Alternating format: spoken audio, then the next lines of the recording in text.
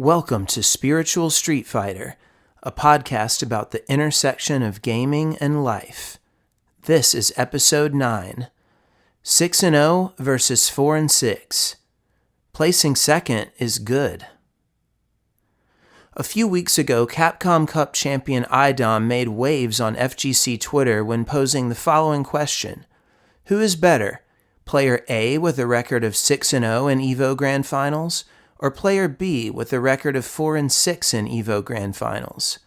As many noticed right away, this hypothetical was a disguised version of a famous sports debate. Michael Jordan, who finished his career 6-0 in the NBA Finals, versus LeBron James, who currently stands at 4 wins and 6 losses in his 10 appearances in the championship round. For many reasons, definitively ranking basketball players based on their NBA Finals records is horribly misguided.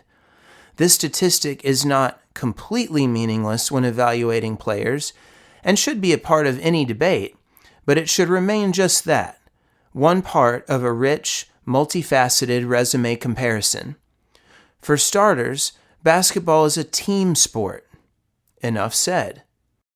Also, more specific individual contributions such as scoring productivity, defensive impact, and team play, both throughout one's career and in the postseason, must be considered, not to mention more subjective values like leadership, creativity, and influence on the game. My suspicion is that IDOM's goal was mostly to spark a basketball debate via a fighting game resume comparison. But what if we take his question at face value? Given that fighting games are primarily an individual pursuit, EVO Championship record, though still a metric requiring tremendous context, is a much more meaningful data point than NBA Finals record. So, let's think this through. Which player is better? The player who went 6-0 in EVO Grand Finals, or the player who finished 4-6? The first thing I notice is the initial question: which player is quote-unquote better? Based on my definition of better player, it's almost impossible to tell who is the quote-unquote better player merely by comparing raw tournament records. Maybe one competitor plays a bottom-tier character, while the other plays a god-tier beast. Maybe one player faced tougher competition. Maybe the 4-6 player dominated in all 4 of his winning runs, and in his 6 second-place finishes, he fell in final game, final round of ferociously contested sets.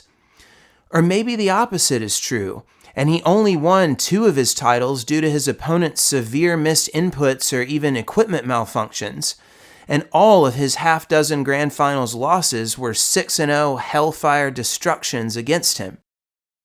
Those 2 resumes are not remotely the same, even though they both go down in the record books as 4-6. Maybe one player was a tremendous innovator with his character, and the other was not. Maybe one was absurdly dominant in quote-unquote casuals, and the other was not. Clearly, it's not so simple.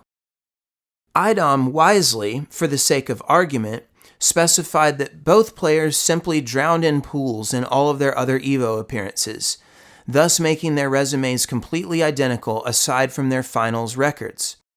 This is important, and while IDOM's hypothetical is just fine for this thought experiment, let's paint a more realistic picture and say that each player, in addition to their records in the finals, finished with 1 or 2 5th places each, 1 or 2 7th places each, and the rest were an equal mixture of top 24 and top 96 placements.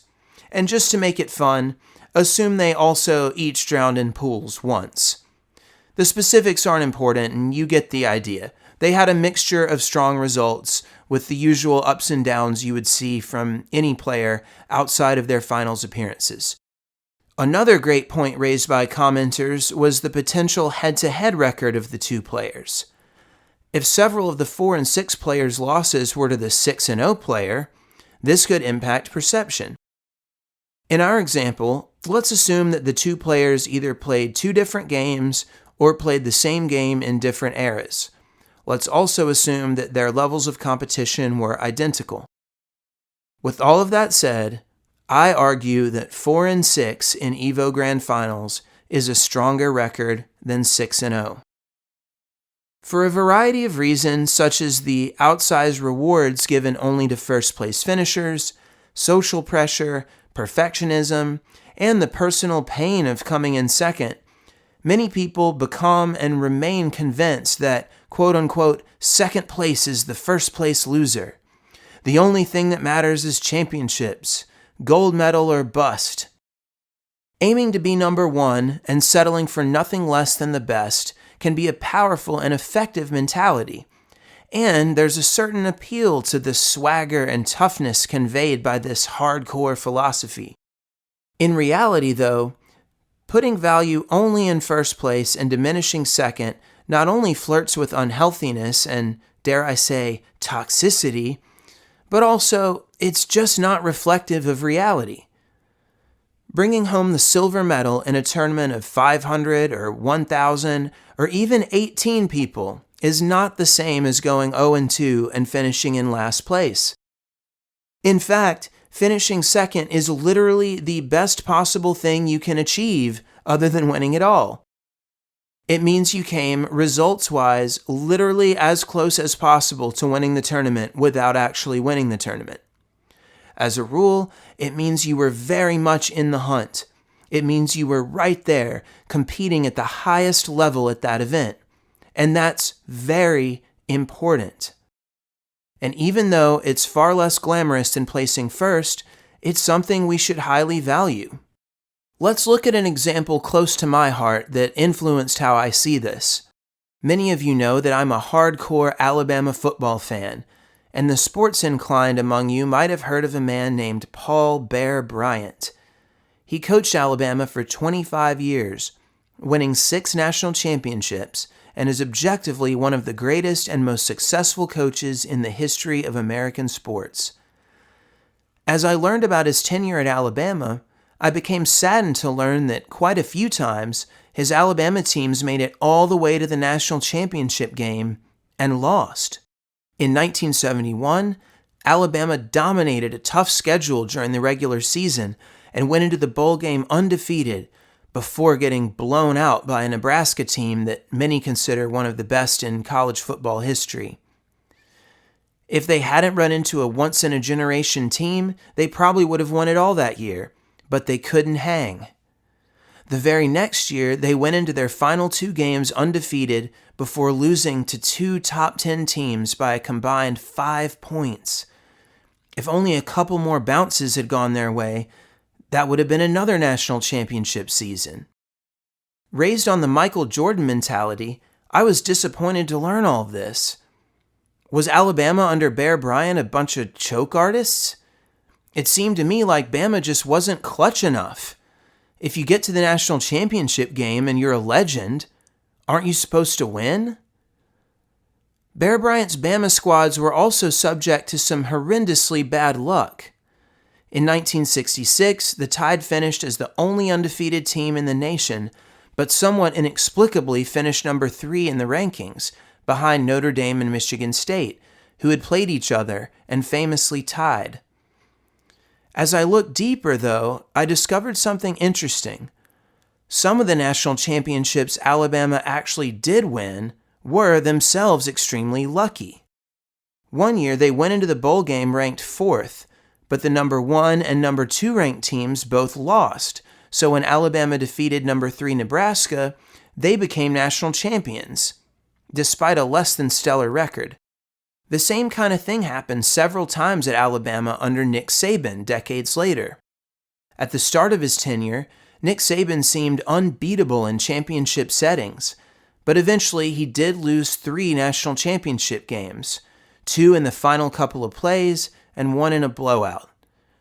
Ironically, in my opinion, several of the best teams Nick Saban coached at Alabama did not win national championships, because they either barely lost coin flip national title games or ran into teams that posed a particularly bad matchup for their style that year.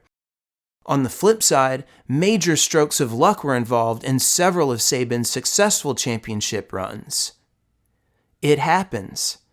That's how sports work. That's how life works. The point is this. In order for Bear Bryant's Alabama teams to win 6 national championships, they had to almost win 10 or 12. In order for Nick Saban to win 7 national championships, his teams had to almost win a dozen. Because guess what the most important prerequisite to winning a national championship is? Almost winning one. You have to put yourself in position to bring home the gold before you can actually do so. And let's be honest, it's not sexy or macho to admit, but the truth is, there can be an element of luck in championship finals. Ostensibly, the 2 players in grand finals are the 2 best players in the field that day, and thus they should be fairly evenly matched. Oftentimes, the trophy winner is determined by a good guess here or there, or simply by who is playing slightly better on that given day. Yes, being a quote-unquote winner is a real thing, and the ability to close out championships to bring home the ultimate prize is deserving of tremendous respect. But let's not make it more mythical or supernatural than it actually is. The players with the highest skill level should consistently be in position to win tournaments, but that doesn't mean they will always win. No one can. Putting yourself in position to compete for number 1 is extremely difficult. It means you're elite within your sphere of competition, and it's something to be proud of and to strive for. The best of the best know this and hone their skills and experience to the point where they can be in the mix at the very top as often as possible. And that's exactly what second place represents. Being right in the thick of it, with the best, until the very end, with a chance to win. To name a few other quick examples, there was once constant talk about whether Tiger Woods would break Jack Nicklaus's all-time record of 18 major tournament victories. Tiger was more than on pace to top Nicklaus's mark for much of his career, but injuries and personal drama prevented him from quite getting there, and he wrapped up his career 3 shy with a still massive total of 15. That said, I saw some interesting statistics that to me suggested that even if Tiger had won 19 or 20 majors, his resume would not have been better than Nicklaus's. And those statistics were their relative second place, third place, and top 10 finishes at majors. While Tiger finished just 3 wins behind Jack in major victories with 15, and won majors at a higher rate than Jack did, Tiger finished second in 7 major tournaments, whereas Nicklaus took home the silver a whopping 19 times. Their major championship totals are quite comparable, but Jack finished second almost 3 times more than Tiger did. Moreover, Jack finished in the top 10 almost twice as many times as Tiger. Those facts count for a lot. Tom Brady was another competitor who started off his career as Mr. Clutch, winning his first 3 Super Bowls with ice in his veins. After that, though, his Super Bowl record took some hits, as he lost 3 of his next 4 appearances in the championship game. But he still wasn't done, and after some good fortune and the famous move to Tampa, he finished his career 7-3 in the big game. If he'd retired after his first 3 Super Bowls, he would have seemed like a quote-unquote unstoppable championship player. But would 3-0 have been a better career than 7-3? Absolutely not. As a matter of fact, if Brady had hypothetically gone 7-0 in Super Bowls, even that resume would have been significantly inferior to his actual 7-3 Super Bowl results. How is finishing second worse than finishing third or 32nd? It's not.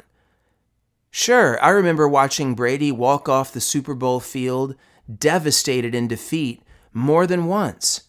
But I also remember that even those years he didn't win, he was there. The guy was always there. To hammer home the point with a final example from fighting games, let's take a look at the career of Armada, the Melee legend who has inspired me both in his consistency and the fact that he did almost all of it with a mid-tier character. Armada is undoubtedly the greatest winner in Smash history, with a near constant stream of major championships during his long reign of terror. But if you aren't paying close attention, you'll miss something, and I bet you can guess what it is.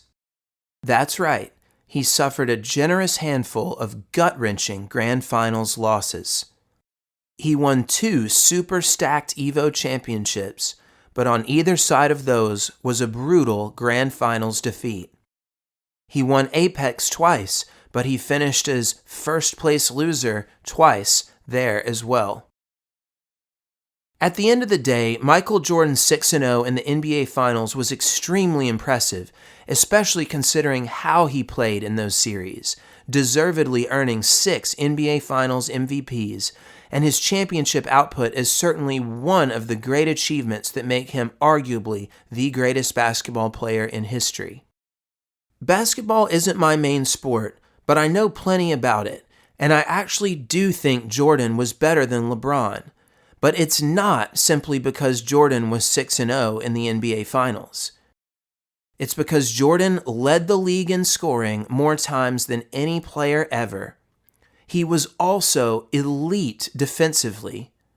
He captivated the world with his playstyle and charisma, and yes, it's also because he won a lot of championships in impressive fashion.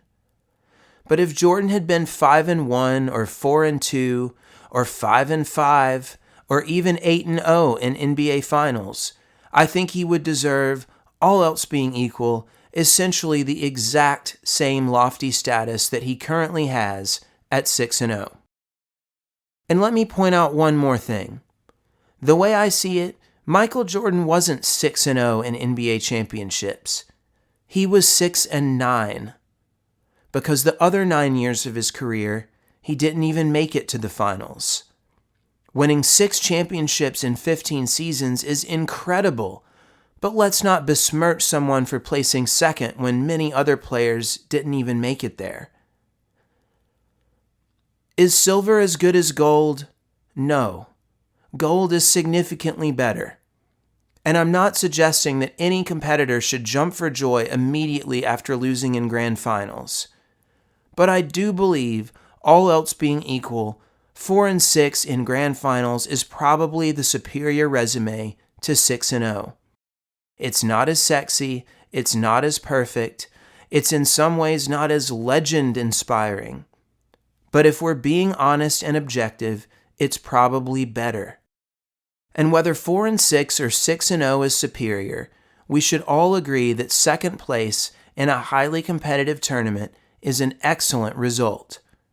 The best of the best, like Bear Bryant, Nick Saban, Jack Nicklaus, Tom Brady, and Armada have shown it throughout history. If you want to win a lot of championships, you have to put yourself in position to win said championships, even more than that. Constantly being in position to win a tournament means you will almost certainly win some, and it also all but guarantees some heartbreaking losses. In fact, almost all of the most legendary athletes I know of finish their careers with some gut-wrenching championship defeats. But you know what? Unlike every other participant aside from the champion, even in those rough finals defeats, those legendary players were still there, fighting to the very end. Second place is way better than 129th. In fact, second place is pretty good. Thanks for listening.